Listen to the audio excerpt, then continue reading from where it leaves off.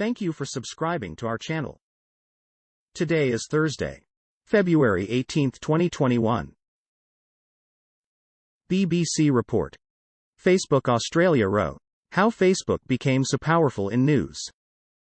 Overnight, Facebook banned Australian users from sharing or viewing news content on the platform, in response to a proposed law that would make tech giants pay for such content.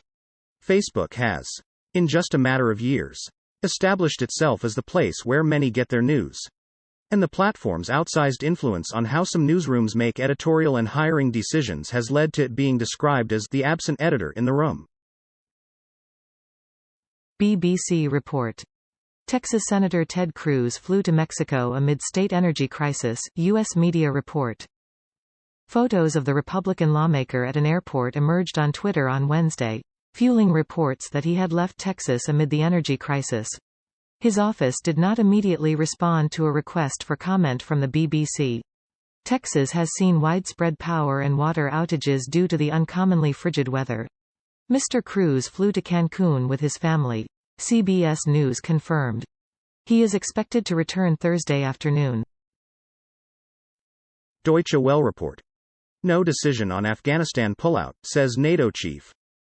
NATO has made no decision on whether or when to pull out of Afghanistan, the military alliance's top official said on Thursday. But Secretary-General Jens Stoltenberg said May 1 was the final deadline for any possible future withdrawal as part of a peace deal struck between the US and the Taliban last year. After 2 decades of Western military intervention and hundreds of billions of dollars in investment, NATO countries are worried about undermining progress towards democracy. Al Jazeera report. Algeria. President Tebboune calls for dissolution of parliament. Algerian President Abdelmajid Tebboune has called for the dissolution of the lower house of parliament and early legislative elections as the North African nation struggles with health, political and economic crises. In an address to the nation on Thursday, Tebboune said he will carry out a government reshuffle within 48 hours, and issued a pardon for dozens of jailed activists of the Hirak protest movement. Fox report. Anti-vax at the Vatican. You might lose your job. The Vatican is taking Pope Francis's pro-vaccine stance very seriously. Any Vatican employee who refuses to get a coronavirus shot without a valid medical reason risks being fired. A February 8 decree signed by the governor of the Vatican city-state says that employees who opt out of vaccination without a proven medical reason could be subject to sanctions up to and including the interruption of the relationship of employment. CNN report. What's next for Rush Limbaugh's show? Upon hearing about Rush Limbaugh's death on Wednesday, many fans said he was irreplaceable.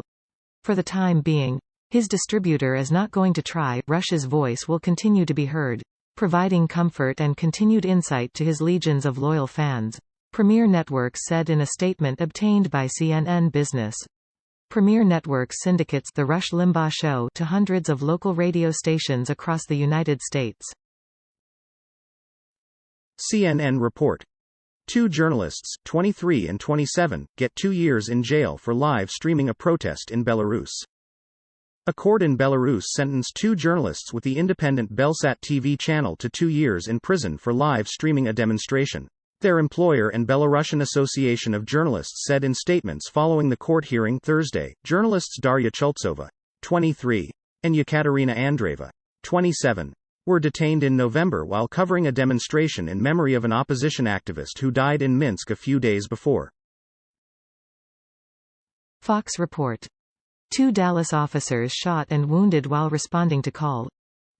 2 Dallas police officers were shot and wounded while responding to a shooting call Thursday, the police chief said. A statement from the department said the 2 were shot and taken to a hospital in stable condition. Dallas Chief Eddie Garcia on Twitter asked for prayers for the 2 officers. He said the search for the suspect was ongoing. Police spokesman Carlos Almeida said SWAT officers were responding to the scene. Fox report. WHO official says Wuhan COVID lab escape theory a hypothesis, as UK Prime Minister demands answers. UK Prime Minister Boris Johnson says he will call during Friday's virtual G7 summit of leaders, including President Biden, for the international community to get to the bottom of exactly how COVID-19 originated. Johnson has backed demands by the Biden administration for China to come up with raw data that Beijing reportedly did not provide World Health Organization investigators during its 4-week study of the disease in Wuhan. Al Jazeera report. Biden to focus on COVID-19, China, at his first G7 summit. U.S. President Joe Biden plans to focus on the global response to the COVID-19 pandemic during his upcoming meeting with G7 world leaders. White House Press Secretary Jen Psaki confirmed on Thursday. G7, short for the Group of Seven, is an intergovernmental organization with the U.S., Canada, France, Germany, Italy, Japan and the United Kingdom as members. Russia was previously a member before its 2014 annexation of Ukraine's Crimea caused its removal. Al Jazeera report. South Carolina bans most abortions, Planned Parenthood sues. South Carolina became the latest U.S. state to ban most abortions on Thursday, setting up another legal fight that could end up in the U.S. Supreme Court. There's a lot of happy hearts beating across South Carolina right now, Republican Governor Henry McMaster proclaimed during a ceremony at the State House attended by legislators who made the bill a reality.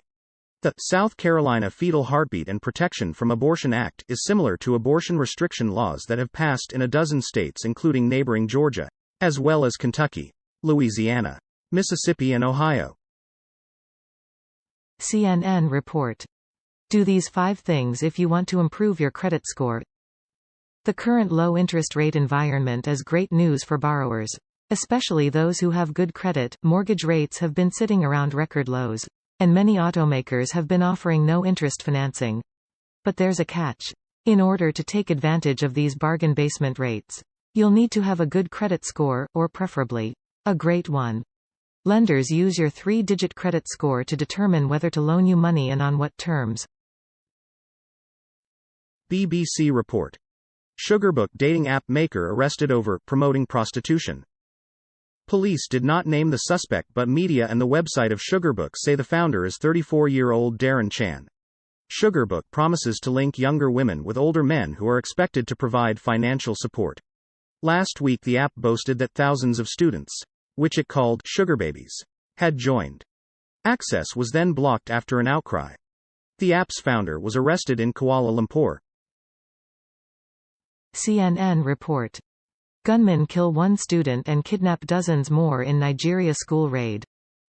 At least 42 people, including students, were kidnapped in an armed raid at a state-run school in Niger State, in Nigeria's Middle Belt region Wednesday. The group includes 27 students, 3 teachers and 9 family members, the state government said in a statement which names them all. A student who died during the attack was named as Benjamin Habila. This latest incident has raised questions about the safety of schools in parts of northern Nigeria as it comes 2 months after more than 300 students were kidnapped in a similar invasion at Government Science Secondary School Kankara, in Katsina, President Buhari's home state. Deutsche Welle report. Lost K2 climbers in Pakistan presumed dead. 3 lost climbers who were attempting to summit K2 are believed to be dead, a Pakistani official in the northern town of Skardu said on Thursday. Pakistani mountaineer Ali Sadpara, John Snorri of Iceland and Juan Pablo Moore of Chile were reported missing on February 5 while attempting a winter ascent of the world's second highest mountain. Weather experts, climbers, and experts from the Pakistan Army have reached the conclusion that a human being cannot live for that long in such harsh weather, said Raja Nasir Ali Khan, the Minister for Tourism in the Pakistani province of Gilgit-Baltistan. Fox report. Abducted Florida baby home safe after carjacking, suspect remains at large. A 1-year-old baby in Florida who was abducted during a carjacking on Tuesday was reunited with her family after police located the abandoned vehicle hours later. Tinley West was sleeping in a car seat inside her family's 2018 Volkswagen SUV around 3 p.m. while her mother and mother-in-law were unloading the vehicle, the Hillsborough County Sheriff's Office said. A man then entered the unlocked, still running SUV and drove away, with Tinley still asleep inside. Deutsche Welle report. Iranian judoka Saeed Malayi set to compete in Israel. Tel Aviv is set to host an Iranian judoka who refused to return to his homeland, saying he had been ordered to throw a match in order to avoid facing an Israeli rival in the next round. Saeed Malai will take part in the two-day International Judo Federation tournament in Israel from Friday. The 29-year-old claimed asylum in Germany after fleeing Iran in 2019. He said the government wanted him to deliberately lose a World Championships bout in Tokyo earlier the same year. Thank you for watching 5 p.m. recap. To be notified, you can subscribe our channel and activate the bell.